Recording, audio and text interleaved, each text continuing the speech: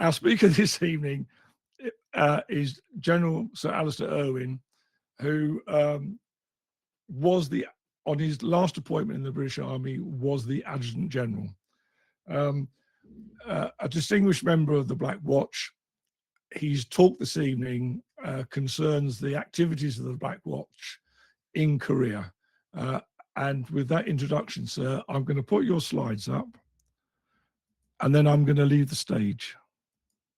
Lovely, thank you very much. Well, Dudley, thank you very much, and good evening, everyone. And I'm from a very wintry northeast of Scotland. I'm sorry about the hiccup there. It's beyond me why that happened, but it did.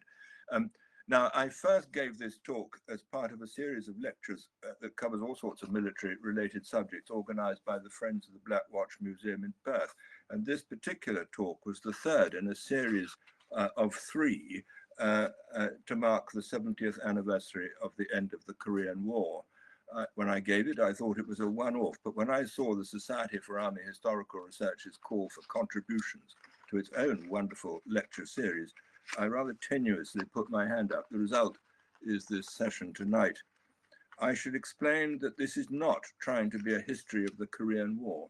Its purpose is to focus on the day-to-day experiences of just one British infantry battalion's year in Korea. I hope that you won't find it too parochial and that you will get some sort of impression, however inadequate, of not only what it was actually like to take part in a conflict so often described by those who are there as the forgotten war, but also to get some sort of feel for the character and spirit of the men who fought. I should add that I shall mention my father rather more than he would approve. He was there and is, I suppose, the chief inspiration for my interest in this part of the history of the Black Watch. My story is based chiefly on the recollections of those like my father who were there, and in that context, I should offer just a gentle warning that there are a couple of quotations that, as the BBC so often nowadays and rather tiresomely says, reflect the attitudes and language of the time. And given that old adage that a picture is worth 1,000 words, this is a liberally illustrated talk, and I hope that you'll get at least as much information from the pictures as from my words. To put my story into context, I've been asked to start with a brief description of how the war unfolded. Korea became a Japanese colony in 1910. When World War II came to an end, the Korean peninsula was divided into two areas of occupation, one Russian and one American. This led in effect to the creation of two rival and increasingly hostile Korean regimes. Things came to a head when the North Koreans crossed the border on the 25th of June, 1950. The very same day, the United Nations Security Council, in the absence of the Russian delegation, adopted Resolution 82, condemning the attack and calling on North Korea to withdraw back across the 38th parallel. At the time, China was represented in the United Nations by the Taiwanese government and not by Chairman Mao's Communist China. Russia was boycotting the UN in protest. Despite this UN resolution, North Korea pressed out on, and on the 27th of June, the Security Council adopted Resolution 83, recommending military intervention to restore peace. Seoul fell the next day on the 28th, and the North Koreans continued to press southwards. In response to Resolution 83, 16 countries provided combat troops, including the United Kingdom, Australia, Canada, New Zealand, and South Africa, who formed the Commonwealth Division. The major weight was provided, unsurprisingly, by the United Nations. Despite the arrival of the US 24th Division from Japan, by the middle of July, the South Korean and United Nations forces were trapped in a small area around the southern part of Busan. This was the situation faced by the first British troops, the Argylls, to arrive on the scene from Hong Kong in August. In the second half of September, the United Nations forces under MacArthur smashed their way northwards, with the famous Incheon landings being a major part of the plan. By the end of November, the United Nations forces had occupied the whole of North Korea, and then the Chinese joined in. By the end of January 1951, they and the North Koreans had once again crossed the border and occupied much of the northern part of South Korea. A new UN offensive in the early months of 1951 restored control up to the 38th parallel, roughly the border between the two Koreas. In April and May, there was another significant Chinese incursion, during which the famous Battle of the Imjin River was fought by the glorious Gloucesters. A successful counteroffensive ended on the 23rd of June, and the conflict sank into a sort of Western Front stalemate. By a happy coincidence for this talk tonight, the 2025 Christmas edition of The Spectator carried a review by Simon Winchester of a book called The Library of Lost Maps, an Archive of a World in Progress by James Cheshire. The review contains these words: "The 38th parallel was scrawled in a Pentagon office late one August night in 1945 with a soft pencil onto a National Geographic map of the Korean Peninsula. Thus, with a 2B stroke, North and South Korea were created. The line nowadays a rusting monstrosity of minefields and barbed wire, keeping apart two countries still at war 80 years later."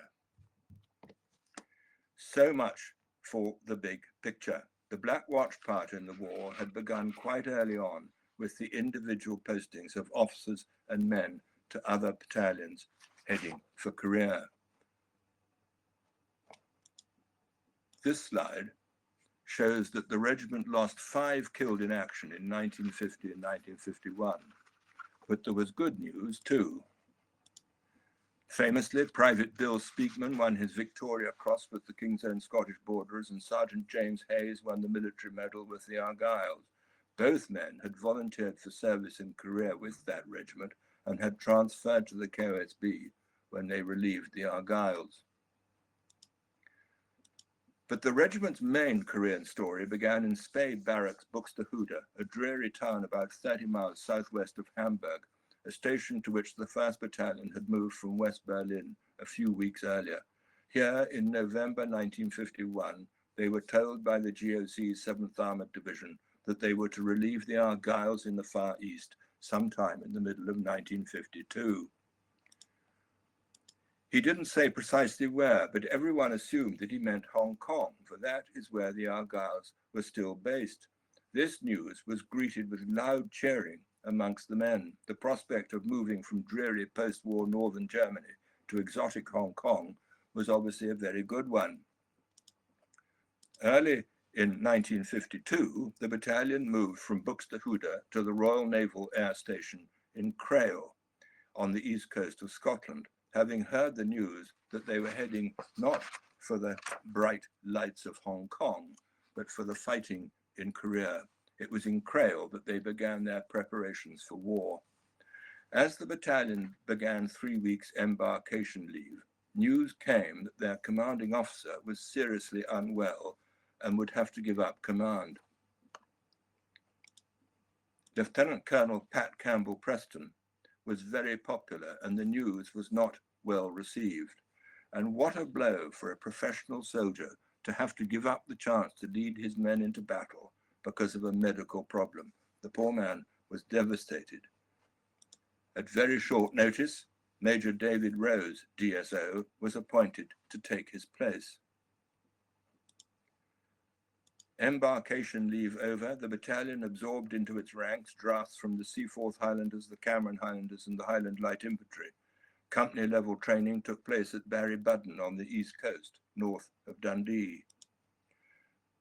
Plans for a battalion exercise were abandoned with the news that Her Majesty Queen Elizabeth, the Queen Mother, Colonel-in-Chief, was to visit the battalion. It was her first engagement as a widow in mourning. The king had died barely 3 months earlier. Her visit was hugely appreciated by everyone. Her wonderful speech ended with the words, "I wish you all good fortune. May it not be long before peace is restored and you're all united again with all who are dear to you at home. Godspeed, and God bless you all." She said these words, knowing, of course, that peace talks had begun in July the previous year. Perhaps it would indeed all be over before too long. That visit was on the 13th of May, and there followed 6 days of final preparations for departure, packing, drawing, tropical kit, zeroing weapons, and all the other administrative things that ensure an orderly start to a lengthy operational tour. At midnight on the 19th of May, the first of 2 troop trains with headquarters and support companies on board left Crail for Southampton. Crail has, of course, long since lost its railway station.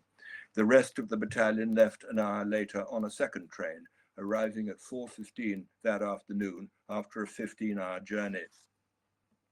All were embarked on the troopship Empire Orwell by the end of the day. At noon on the 21st of May, the ship sailed. They were waved off by General Sir Neil Ritchie in his last appearance as colonel of the regiment, with the military band playing Auld Lang Syne from the quay, echoed by the pipes and drums on board. As an officer put it, "We shall be the first battalion of the regiment ever to have served east of Burma, and we dare hope that this is the beginning of a new and glorious era." Despite its name, the advance party, including, of course, the quartermaster, left 4 days later on the 25th of May, but they went by air on a journey that took an eye-watering 21 days. They arrived in Korea on the 14th of June, met up, meeting there their new commanding officer, David Rose. He had flown out separately by a BOAC flying boat on a journey that had taken rather less time, a mere 4 days. And so for the main body, it was a month-long cruise for which nowadays one would pay thousands of pounds for an inside cabin. There were many others on board besides the battalion, men, women, and children. This is a party of WRAC ladies heading for Singapore. Perhaps one of them married a Black Watch man, who knows. The route took them through the Straits of Gibraltar and past Malta. Their first port of call was Port Said, where the air was reportedly very smelly. Next was the Suez Canal, and as the ship approached Aden, the heat became oppressive. 110 degrees Fahrenheit, bad enough for those on the upper deck, unimaginable for those below. But this did not prevent an inter-company boxing match won by D Company. Brief excursions ashore were allowed in Aden, where inevitably the pipes and drums announced the presence of the 42nd, and then Colombo and Singapore and Hong Kong. Now, we're all so used these days to instant communication by email and social media that it's easy to forget that 70 years ago, the only routine way for the men to be in touch with their families and vice versa was by letter. Telegrams could, of course, be used in emergencies.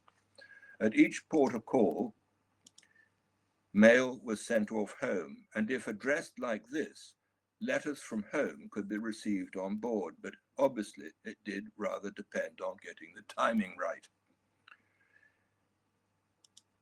For the officers, life was pretty comfortable in the equivalent of what was called first class, with excellent food and plenty of time to read, play bridge, and admire the view. There were potential distractions. Apparently, an unnamed brigadier's wife was traveling on her own to join her husband in Singapore. She told someone that she was so glad that there were no Black Watch wives on board because she was going to have so much more fun that way. It said that after that, none of the Black Watch officers spoke to her for the rest of the trip. It wasn't quite the same for everyone else. Derek Halley, a national serviceman from Crieff, described life at the other end of the chain of command. He wrote, "Our berths were in the second deck just above the waterline, with lockers and two-tier bunks and salt water on tap. The showers coming with their own special soap, as ours would have yielded no lather. The toilets, he wrote, were open horse boxes with no tops or bottoms to the doors, giving no privacy. Another national serviceman, Harold Davis, who went out later in another ship, also described the conditions below deck. We slept in hammocks swinging above the tables we ate at. To get out, you had to clamber over the same tables, sweaty socks and all. I'm pretty sure the smell wasn't the sweetest either.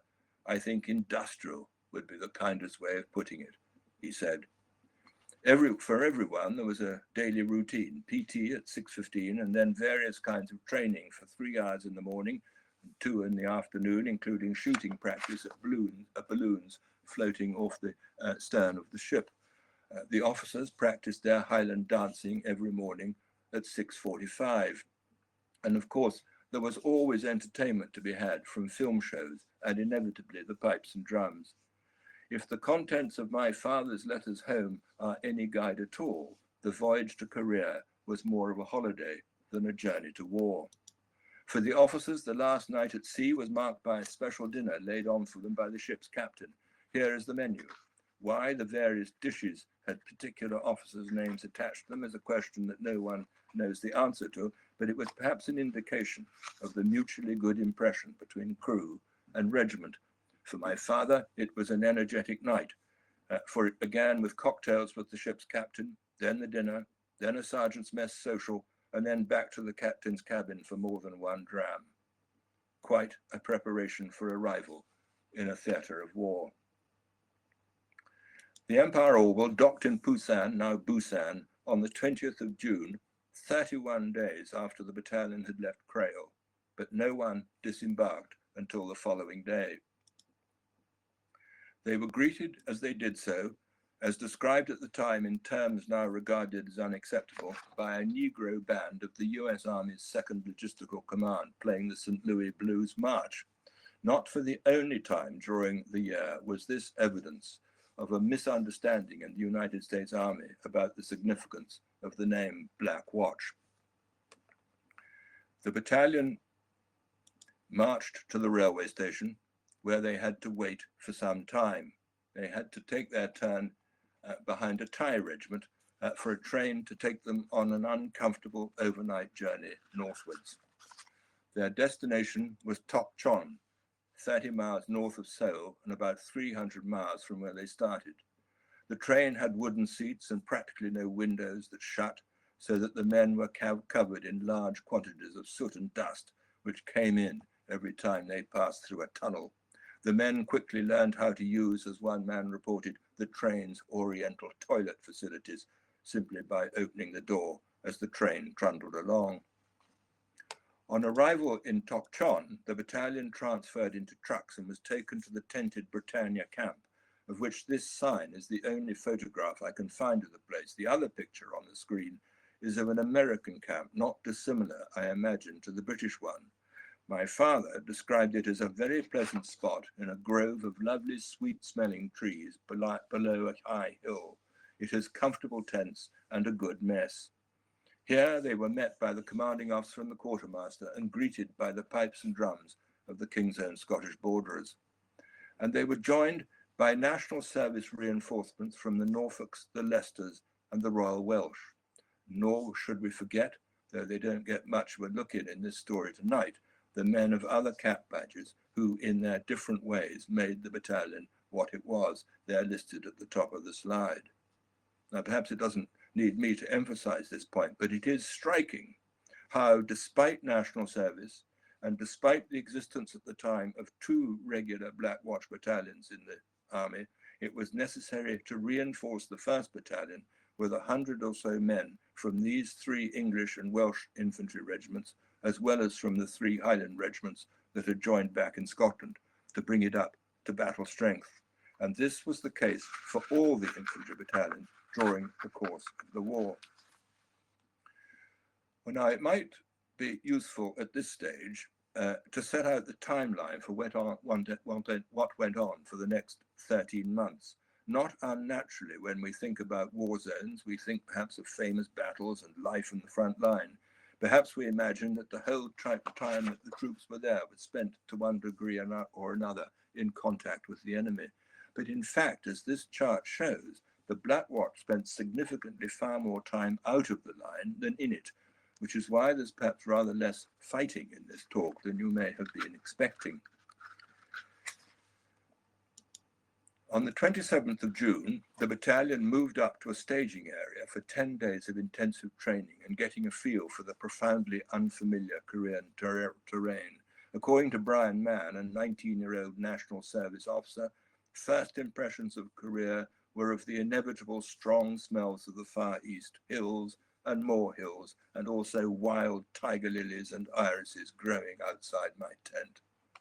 The general feeling was that 10 days was far too short a time to get properly ready, and there was surprise that the brigade exercises were of a mobile nature, not at all relevant to the static, entrenched war that they were about to fight.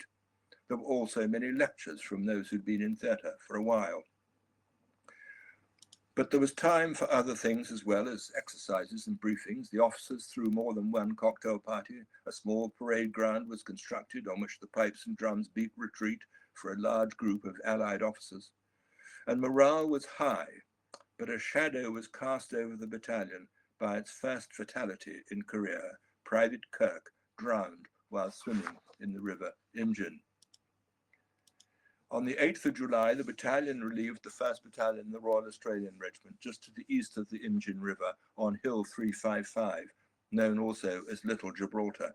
This sector of the line had been quiet for some time.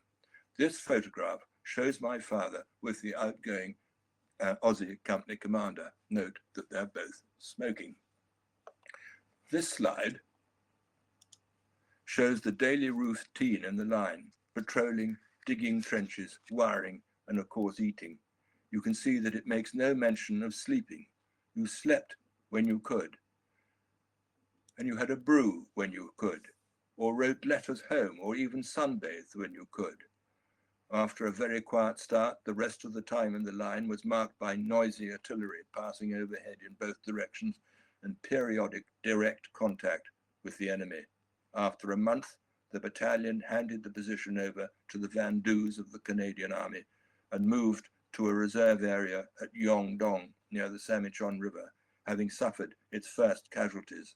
Altogether, 11 officers and men had been killed during this period. Not so quiet an area after all.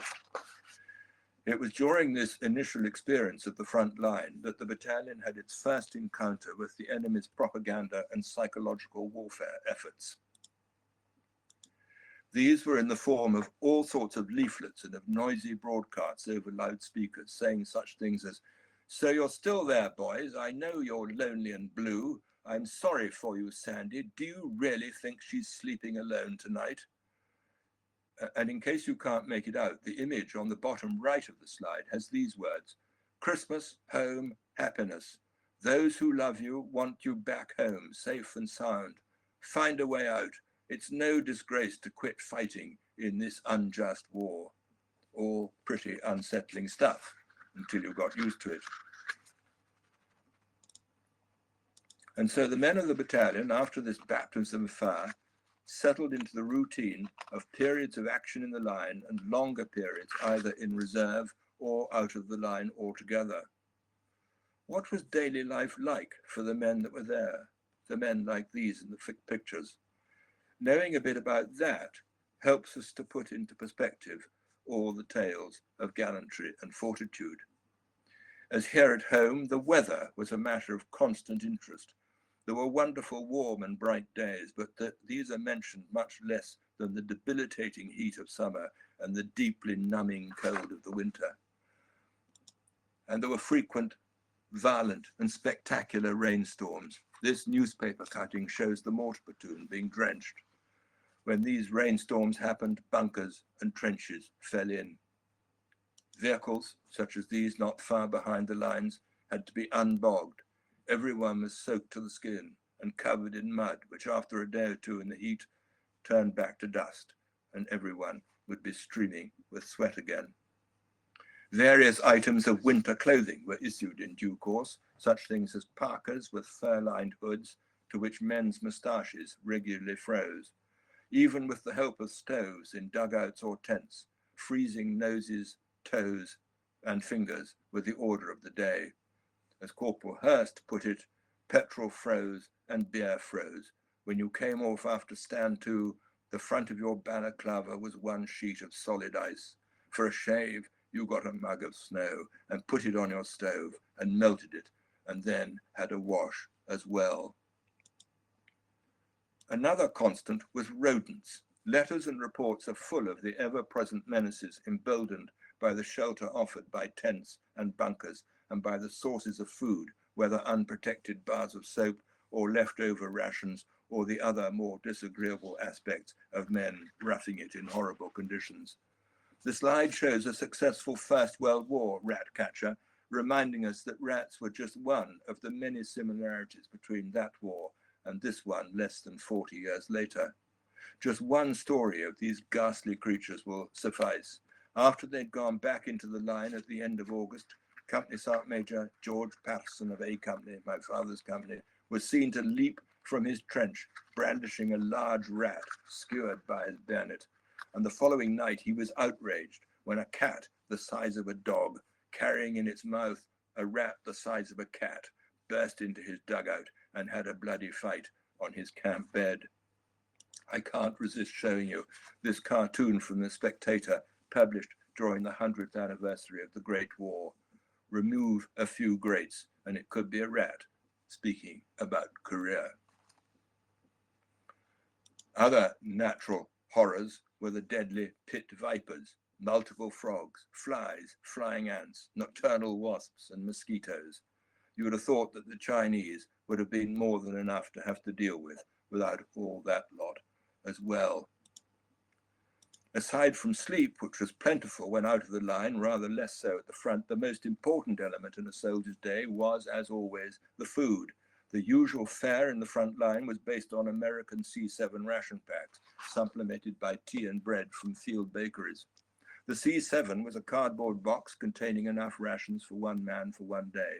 There were several varieties of main course, such as ham and beans, pork and beans, frankfurter chunks and beans, meatballs and, no, not beans, but beef hash. There were also tins of fruit and crackers, chocolate, chewing gum, cigarettes, coffee, dried milk, lewd paper, and a tin opener. There were solid fuel tablets to heat the tins. Out of the lines, field kitchens centrally provided meals of fresh meat, often including pheasants and turkeys shot on the surrounding hills, and fresh vegetables and fruit. Despite this, it's no surprise to see that there are very few photographs, if any, showing men with large tummies. Keeping body and soul together in other ways was equally important. Shaving and a little washing was all that was possible in the line. Out of the line, there was occasional access to communal showers when the bath unit came along, a big marquee with pipes leading from a boiler to 30 shower roses. It was great, said Corporal Hurst. Rather less great were the arrangements for the least mentionable of human activities. As Derek Halley reports, the toilets were just thunder boxes with a canvas covering which sat over holes 8 to 10 feet deep. The stench was so evil, the bile bubbled in your throat. In the summer, the men queued behind a billion flies. As to where they all lived, it was tents of one size or another when out of the line, and in the line, trenches and dugouts consisting of sandbags, steel girders, and large wooden beams with attempts at waterproofing with tarpaulins. The Korean school bell indicated in the picture was unearthed near the hook position, which we come on to later, and has been with the battalion ever since. Sometimes, for variety, huts with thatching made of rice straw were constructed by Korean laborers attached to the quartermaster's department. Even out of the line, the officers' mess was furnished with stools and chairs made from beer boxes. The tables were made from crates bearing the legends of NAFI and EFI, not exactly comfortable and not much better than what they'd experienced in the line. EFI, the Expeditionary Forces Institute, was the war zone arm of NAFI. For a company commander in his command post, there was little privacy. My father wrote in a letter home, "At present, most of the space apart from the work table and wireless sets is taken up by my bed, because I always insist on sleeping in the command post so as to be immediately available in emergency, even though I don't get very much peace and quiet. However, one gets used to people speaking and phone bells ringing and wireless calls being made. The main trouble is that the company sergeant major is quite unable to address a telephone or wireless except in a full parade ground voice. What I really hate about being in the line is having to go to bed with my boots on, but one even gets used to that after a few days." With such things to contend with, the need for diversions was all the more obvious. For the officers, there were cocktail parties, bridge, backgammon, and shooting pheasants. For everyone, the NAFI sold things to read and things to eat and drink. Another source of supplies were the catcoms, who could lay their hands on many useful locally produced items. Absurdly, these included whiskey that came in bottles with the label saying "genuine South Korean Scotch, made in Japan." The catcoms, the Korean augmentation troops to the Commonwealth Division, were quite distinct from the labourers. About 90 of these excellent men were attached to each battalion. Despite the language difficulties, they got on well with the jocks and were well respected by them, despite the impression perhaps suggested by the jock in the Jeep in the top photograph. For everyone, including the catcoms, there were film shows laid on daily by the Army Kinema Corporation van attached permanently to the battalion. By the way, the spelling preserved the archaic K instead of C for the word cinema, so as to ensure that there was no confusion with the Army Catering Corps. There were ENSA shows. Here is Ted Ray in October 1952 playing to an Australian audience. And of course, there was also sport, with inter-company and battalion football matches being a big feature. So there was lots to do, but plenty of time to think of home as well. The letters and parcels from families and friends were eagerly awaited. There were two types of letter, the same in both directions, the free ones and those in envelopes for which postage had to be paid, 2.5 OP for airmail. Either way, they took at least 7 days to reach their destination, often a great deal longer. And in Korea, they would sometimes arrive in batches or in the wrong sequence. Occasionally, the rains were so heavy that the aircraft bringing in the mail couldn't even land. So contact with home was intermittent. Nevertheless, the letters, the packets of magazines, the sweets and the clothes were obviously more than welcome. These were greatly supplemented by the proceeds of the Black Watch Korean Comforts Fund, which was run by a small committee of wives under the chairmanship of Mrs. McMicking, the colonel of the regiment's wife. This slide shows a copy of my mother's list of raffle prizes extracted from retailers in Dundee. Just one of the schemes designed to raise money back home, to provide all sorts of extra goodies for the men at the front. The list shows examples of what the Comforts Fund had bought and sent out by the end of November 1952. And this list is of the woolen items knitted by friends of the regiment and sent out for the winter. On top of all this, a large cheque was sent to the commanding officer to use locally at his discretion on the welfare of the battalion. An example was the purchase in Japan of musical instruments, so as to encourage company ceilidhs. In A Company, some of the money was spent on buying hurricane lamps for the men's dugouts. Somehow, you'd have thought that that would be supplied by the army, wouldn't you? When out of the line, the days were filled with route marches, swimming in the river, drill parades, courses, tours of scenes of previous battles, such as the Imjin, having a haircut, and for those that needed it, sick parade. The regimental medical officer, Captain John Porritt, was apparently held in great awe. One day, he was dealing with a long queue of sufferers from the inevitable skin afflictions that began to emerge fairly soon after their arrival in Korea. In order to save time, he cut short his directions as to the amount of treatment required to a terse 2 days, 4 days. After that parade was over, a sorrowful jock asked if this meant field punishment or forfeiture of pay. Occasional R&R was also on the cards. The divisional rest centre at Incheon near Seoul offered a brief change of scene, dreary and reportedly smelly, though the war-battered capital was. Many were lucky enough to go to Tokyo and to the Kookaburra Club, where there were snooker rooms, bars, cinemas, first-rate food, soft beds, and people who did the laundry and made the beds. As Crieff man Derek Halley put it, these were a few days of paradise away from the horrors across the Sea of Japan. On the 22nd of September, the battalion received news that after Korea, they were not going to Hong Kong to relieve the Argylls, as they'd all thought and hoped, but to somewhere unspecified in the Middle East. The pessimists reckoned it was to be the Canal Zone, probably the most unpopular station anywhere in the old empire. The more optimistic had their eyes on Tripoli. The battalion went back into the line on the 5th of October. On their left, on the hook, was the 5th Regiment US Marine Corps.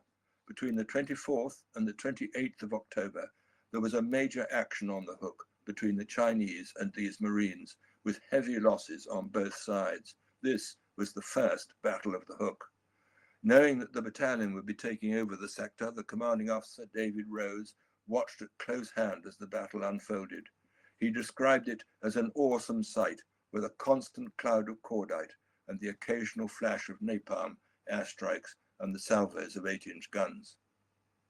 The 29th Commonwealth Brigade relieved the US Marines on the 3rd of November, and the hook became the responsibility of the Black Watch.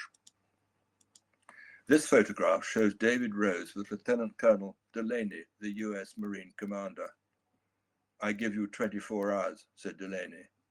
Hardly a good thing, you'd have thought, to say to any British commanding officer. As National Serviceman Stan Wood of the Leicesters approached the section position that he was to take over from the Marines, he heard a voice from inside the trench asking, "What outfit are you, soldier?" Wood replied, "The Black Watch." "Sounds like my kind of outfit," said the dark-skinned Marine as he emerged. He held a machine gun under one arm, had bandoliers around his neck, and a spare gun barrel in his other hand. "You'll never hold this position with that pop gun," said the Marine, pointing at Wood's Sten gun. Stan Wood was wounded 2 weeks later and was treated in a United States Mobile Army Surgical Hospital, a MASH, where I don't think that he can have met Hawkeye or Radar or Corporal Klinger or even Major Houlihan. Transferred to a Canadian field hospital, he returned to the battalion in good time for the 3rd Battle of the Hook, the following May. Incidentally, the way that news of a casualty was conveyed to the family back home was, I suppose, the best that could be done then, but didn't compare with procedures now. This is a telegram sent to the mother of Lance Corporal MacPhail, telling her that her son had been severely wounded on the 18th of April, 1953. And this is the letter that followed a day or so later. It would have been bad enough receiving these if you were near a barracks, but even today, Dunfail, outside Forres and Morayshire, about 40 minutes from where I'm living now, is not exactly on the beaten track. It's probable that Mrs. MacPhail did not in those days even have a telephone. To whom in authority was she going to turn for comfort, support, information? The Hook was a long, half-moon-shaped ridge that was crucial in preventing any enemy advance towards Seoul. Note that the north is to the right of the slide and not to the top of it. The feature was just big enough, 150 yards wide by 300 deep, to hold one company. Other company positions were on features known as the Sausage, .146, and in reserve, .121. How fortunate for the regimental history and the battle honours that the main point of attack was the Hook and not the Sausage. Just imagine. All these points were on a ridge that dominated a valley that divided the United Nations lines from the Chinese and North Koreans. You can see that valley in the photograph in the middle of the slide. The position was judged to be key to the integrity of the entire line. It's what the Germans would have called the Schwerpunkt, and it's a measure of the reputation of the Commonwealth forces that they were chosen by an American general to defend this vital piece of ground. In the next 2 weeks or so, there was frantic activity, mostly at night, improving the defenses, patrolling, and trying to dominate no man's land. In some places, the Chinese were little more than 100 yards in front of our most forward positions. Most days were punctuated with exchanges of artillery fire and attempts at night by the enemy to probe our lines. On the 4th of November, a major raid by 50 Chinese on a forward platoon position was beaten off, but with the loss of a young Cameron Highlanders officer and 7 men, with several wounded. This was a taste of things to come. A day or so later, A Company took over the Hook from B Company, and the defensive preparations continued apace. In A Company notes for the July 1952 edition of the Regimental magazine, there are these words. As a footnote, we congratulate Corporal Terry Hine on his marriage just before leaving Germany and hope that it won't be too long before he can join his wife again. It was not to be, for Corporal Hine was killed on the 10th of November. His German wife, Renata, was widowed after the shortest of marriages. Here she is in West Berlin in 1987, thrilled to have made contact once again with her husband's old regiment and also with her husband's old company commander, my father. You may perhaps recognize a much younger version of your speaker, the third figure in that picture. I remained in contact with Renata Hine until her death 20 years ago, a very small example of how regimental ties transcend time and place. On the same day that Corporal Hine was killed, Corporal Hurst was on a patrol into no man's land when his section came under fire. He shot at a Chinese soldier who had just wounded one of his men. He emptied his magazine and hit him 3 or 4 times, but the man charged Hurst with his bayonet. Hurst used his Sten gun to deflect the bayonet down between his legs and then struck his assailant under the chin. He fell to the ground and Hurst killed him with his own bayonet. He then started to carry his wounded comrade back towards the battalion positions, but Chinese mortar fire began to come in. Hurst dived into a trench at the same time as a Chinese soldier. He dealt with the intruder and took his burp gun from him. The picture shows the weapon being examined after the battle for a PR photograph, and as it is on display in the Black Watch Museum to this day. At about 19:30 in the evening of the 18th of November, things really took off, marking the start of the second Battle of the Hook. It involved all the battalion positions, but the brunt was on A Company on the Hook itself. It continued with a brief lull in the early hours until after dawn the following morning. The story is well told in various accounts. They paint a remarkable picture of positions being overrun by hordes of bugle-blowing Chinese, hand-to-hand combat, friendly artillery fire being called directly onto the A Company positions to sweep away the Chinese.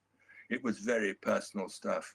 One Black Watch Bren gunner had his weapon blown out of his hands. He picked up a shovel, saw a Chinese soldier poke his head round a bend in a trench and killed him with a blow to the face.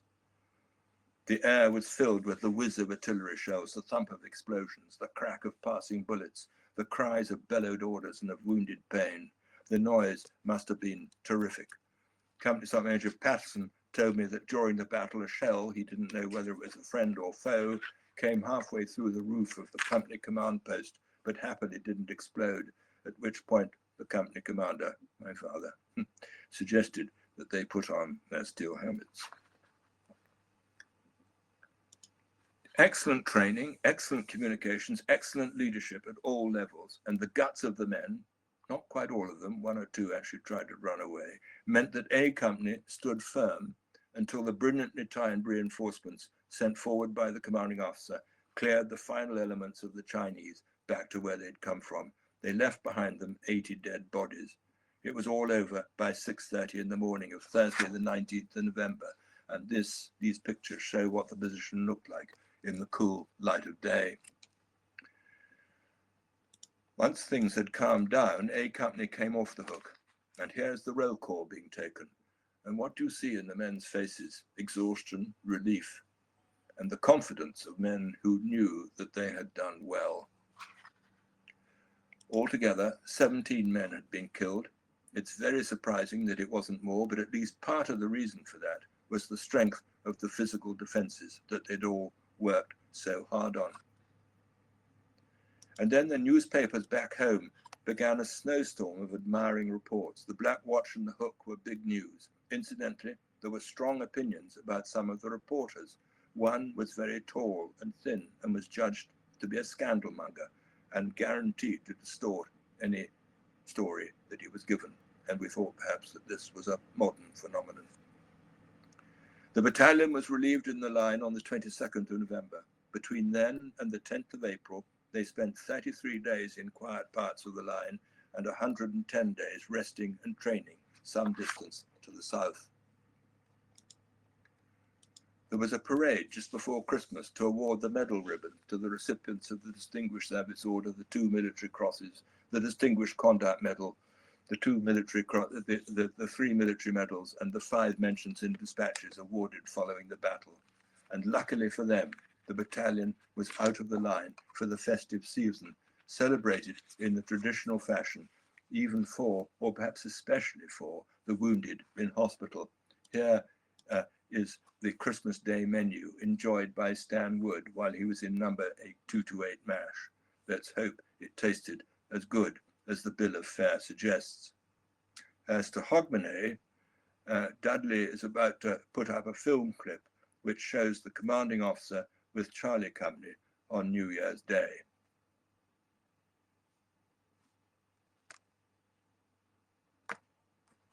Is it?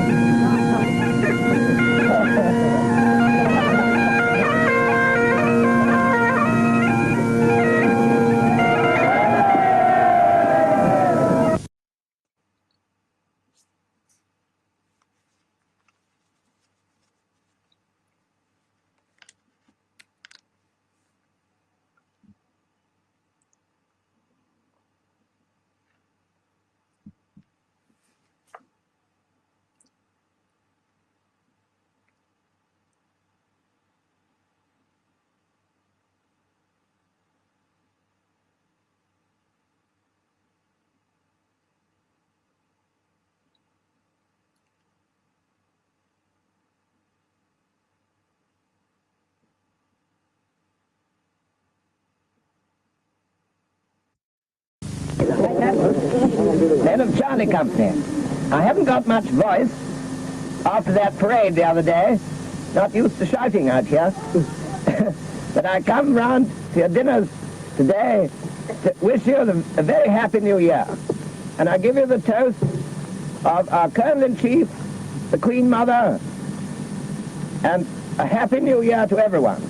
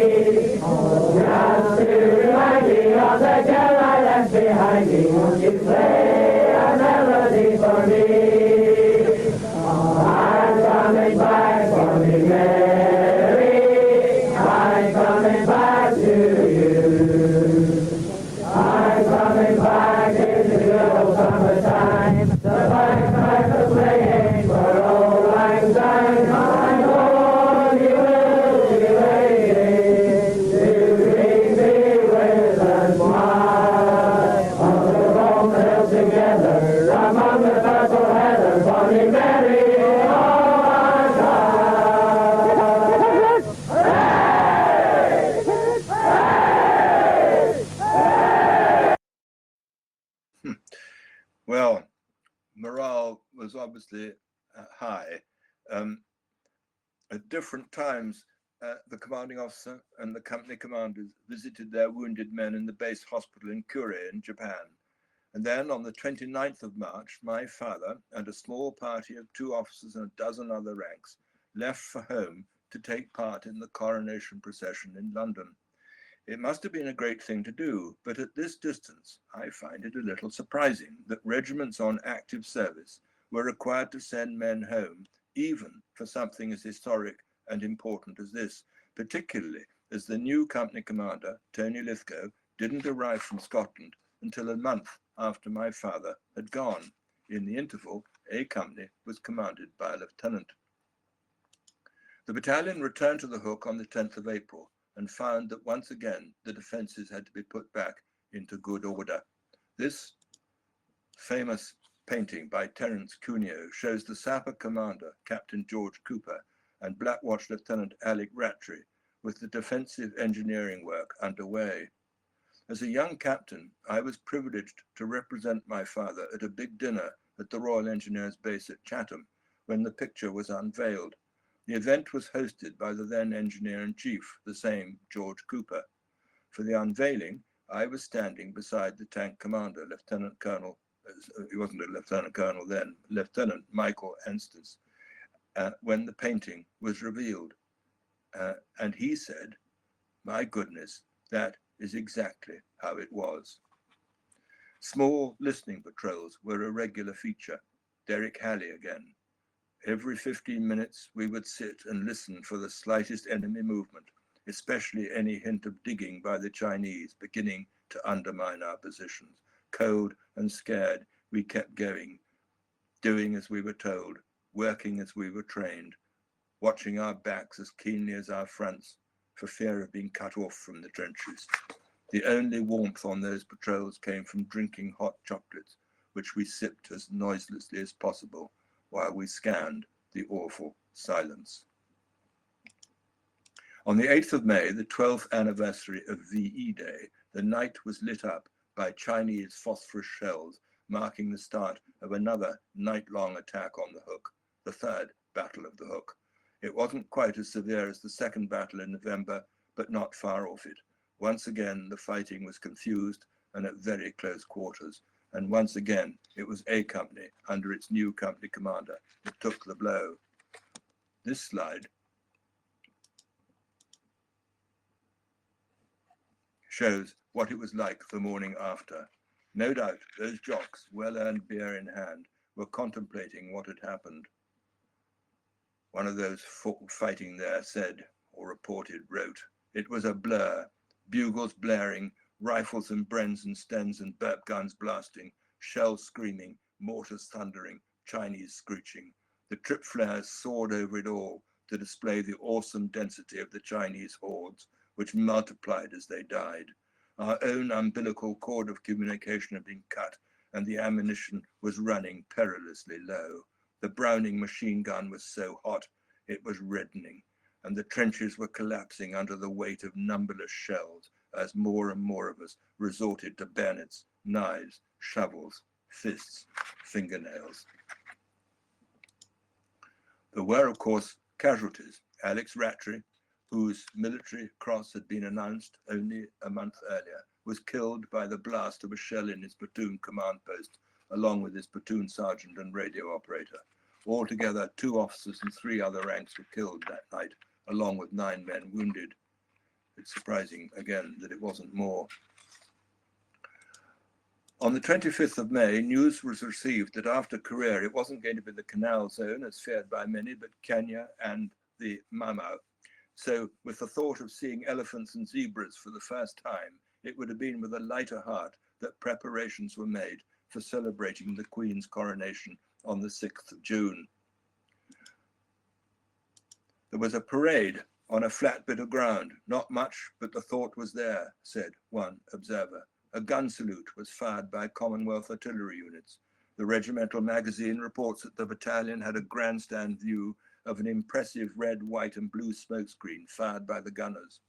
After dark, the whole battalion fired a feu de joie. A few lucky men were able to hear part of the service relayed from Westminster Abbey on the radio. Beer and excellent food appeared in quantity, and along with a hearty 3 cheers for Her Majesty, it all added up to a great day. Astonishingly, the Chinese observed the truce throughout the day and put presents out on the wire.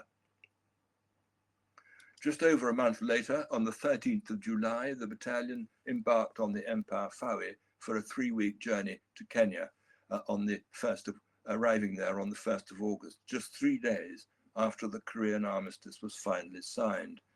They were seen off by Korean and US Army bands, which allegedly occasionally managed to play the same tunes as each other at the same time. Incidentally, the battalion did not finally get home to Scotland until the end of April 1955. By then, they would have been overseas on operations in peacetime, let us remember, for almost exactly 3 years.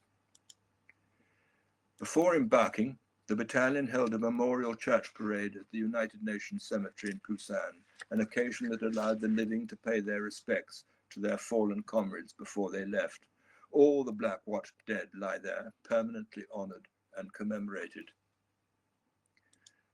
And they're commemorated at home too, at the Scottish Korean War Memorial in East Lothian, at the Black Watch Memorial in Strathpeffer, as well, of course, at the National Memorial in Victoria Embankment Gardens in London. The Strathpeffer Memorial was created by Kenneth Stewart, who served as a sniper with the regiment in Korea. He was one of the first to use, in those days, the newfangled infrared sniper scopes. Aged 18, he joined the Seaforth Highlanders, but transferred to the Black Watch specifically to go to Korea. He never forgot the comrades he lost there, and this memorial was his tribute to them. He died just days before the memorial was officially unveiled. There are 72 names on that memorial, but according to this list maintained by the battalion orderly room at the time, the 387 days in Korea had cost 50 Black Watch lives and 279 wounded. Victoria Schofield's excellent regimental history puts the numbers at 66 and 200 respectively, and an online source has yet another set of figures, 63 and 184. Apart from anything else, this tells us that facts aren't necessarily facts. In terms of honours and awards, the list of 31 decorations is impressive, and of course everyone, whatever their rank or job, earned the British and United Nations career medals shown at the bottom of the slide. The brigade commander, Brigadier Kendrew, paid them a farewell visit and said, "During your stay of a year in Korea, I think it's very fair to say that you fellows have seen more fighting than any other unit in the division. You have during that time upheld the wonderful traditions of your regiment, and you leave with another battle honour. I know it has been well earned." Their divisional commander, General West, also on a farewell visit, said, "I'm sorry to see you go, because a battle-experienced unit is leaving the division, and also because I will lose a lot of good friends among all ranks." But perhaps we should leave the last words to a Korean, to a British officer, and to 2 of those gallant national servicemen serving in the battalion, and to the Daily Express. In the foreword to the 6th and final volume of the History of the United Nations Forces in the Korean War, published in 1977 by the Korean Ministry of Defense, the Minister of National Defense wrote these words: "When the Republic of Korea was invaded by the unprovoked North Korean communists, many peace-loving nations in righteous anger swiftly came to our aid, providing military personnel, material, and even moral support in repelling the communist aggressors. To the peoples of these nations, we in the Republic of Korea are eternally grateful." It's a sentiment that was strongly reinforced in June last year by the South Korean ambassador to London at a ceremony to mark the 75th anniversary of the start of the Korean War. In the foreword to a book about the British in Korea, the then president of the Korean Veterans Association, Major General Peter Dunwood, wrote, "If anyone ever had any doubts as to why he was in Korea and what he was fighting for in the early 1950s, I can only recommend that he should see Korea today with its beautiful countryside, modern cities, a thriving economy, and its warm-hearted people, ever appreciative of what the United Nations did for them in their hour of need. Corporal Derek Halley, a Perthshire shepherd, recorded 40 years later that, as a conscript, I was stolen away and forced to see things that I would choose not to dwell on. I'll never know how the shrapnel missed me, still less the shells and the mines and the snakes and the rats. But I do know that it is time to mark my deliverance, not with the learned discourse of a war historian or the strategics of a retired general, simply the story of a country boy who ended up at the front of a forgotten war. And Stan Wood of the Wiltshire Regiment, then the Shropshire Light Infantry, then the Royal Leicestershire Regiment, and finally in the Black Watch, who wrote, I like to remember the good times, the beautiful sunrises in the land of the morning calm, the wonderful starlight in a dark velvet sky, and the moonlit nights. When things were quiet or in reserve, there was time to stand and stare and to think of the good comradeship and the willingness to share. We did have some good times. And finally, the Daily Express reporter Bernard Wicksteed had this short piece in the 15th of July 1953 edition of the paper, published while the battalion was at sea and therefore unknown to them until later. It was reprinted in the Regimental magazine in October 1953. Against the background of squalor and intrigue that surrounds the Korean War, the steadfast valor and sacrifice of the Black Watch stands out as an inspiration to the nation. Well, that's about it. Thank you very much for listening, and I hope that I've managed in some way or other to convey just a little bit of what it must have been like to be in Korea and something of the character of the men who lived and fought there. If I've done that, I've achieved my purpose. If there are any questions, I do my best to answer them, but I fear that the extent of my knowledge has probably been now exhausted. But anyway, we'll give it a go. So you have definitely achieved your purpose. We don't hear enough, I think, about the life of a battalion or of a regiment during the course of a war, because quite rightly, historians focus in on the actions. And when we guide young people around First World War battlefields, we're often reminding them that they didn't go straight into the line when they arrived and stayed there until the armistice, but a lot of the time was spent out of the line. And your slide showed that vividly. A question I have for you is, you majored on the national servicemen, you majored on the reinforcements coming from other regiments at the time. Yeah. And of course, some of the soldiers you quoted mentioned being conscripts as such, and I take that being national servicemen. But yes, there must have been particularly in the senior command, a thread of World War II veterans, given the time. Absolutely, yeah. Did your father say much about that and how that sort of steadied the ship?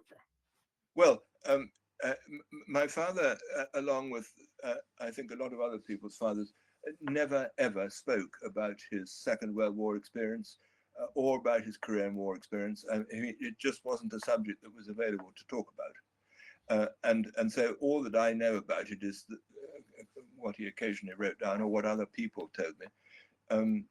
It's clear that those men who had, officers and men who had served, and there were a lot of them who had served in the Second World War, and some of them already richly decorated. I mean,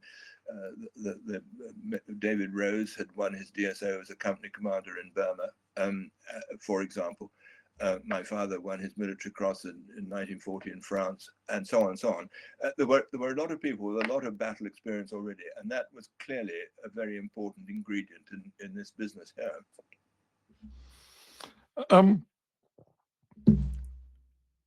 I was interested in the rations, and of course, Yeah.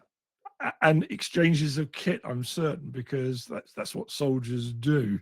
Um, what did the Black Watch have to offer other soldiers that were particularly prized, apart from perhaps cap badges or something? Was there anything? Well, in the I don't think we're being good stingy Scots. I don't suppose we go anything to anybody. But if anybody ever wanted anything, I mean, usually it was a red hackle. If you gave somebody a red hackle, that was a sort of sign that you liked them and wanted to be remembered and that sort of thing. But I don't think there was anything else much that was changed. And I'll finish it for me, because there are some questions coming in now. But the description of the latrines reminded me very much of descriptions of Gallipoli in 1915. Yes. Yeah, quite right. And it's something that we don't really usually think about, because it is such a horrible, unpleasant experience, even to think about it. But I mean, actually, funny enough, when I read those words, it took me, when I was Adjutant General, went to visit the Black Watch in where was it? Iraq. They had exactly the same thing, a big hole into which you had to do what you had to do. And it's extraordinary how these things are timeless. They go on, and they're horrible, but timeless. Ashley has posed two questions. The first one: did the attached units retain their own cap badges and headdress, in which case they must have looked a motley crew, or did they adopt Black Watch dress in interests of unit cohesion? They put aside their regimental cap badges and wore what we would call the TOS and red hackle, the tam o' shanter and red hackle. In fact, that last picture of Stan Wood, who was originally in the Leicesters, there he was wearing his red hackle. No, they all absorbed themselves completely into the regimental way of doing things, as it were, and it's not unique to the Black Watch, this kind of experience. But when you've done that, you actually become very proud of what you've joined, and that's why, for example, we have, or did have, they're dying away now a bit, but regimental association branches in England, Stoke-on-Trent, all sorts of places, all because of experiences like that. Ashley's second question was: what role did the pipes and drums adopt in contact? Oh, I don't know exactly what they did, but they were usually held in reserve as sort of reserve to stretcher bearing, that sort of thing, the sort of thing that the military band would have done had they been in theatre, but they weren't. But the pipes and drums would have been doing that sort of thing, bringing up, working in the quartermaster's department, bringing up kit and all that sort of thing. Giles has written, thank you so much. You talked about the family spirit of the regiment and how that brought soldiers together in adversity, and also enabled the wider regimental family to look after the families of those who did not return. Would you like to comment on the modern concept of drafting in soldiers at the last minute as part of grouping? Have we lost something of that family spirit that contributes so much to fighting spirit? Well, that's a very interesting question, which I think has been sort of in people's minds for quite a long time. I don't know if this is directly answering, but it gives me an opportunity to mention when I was a student on the junior division of the staff course about 105 years ago.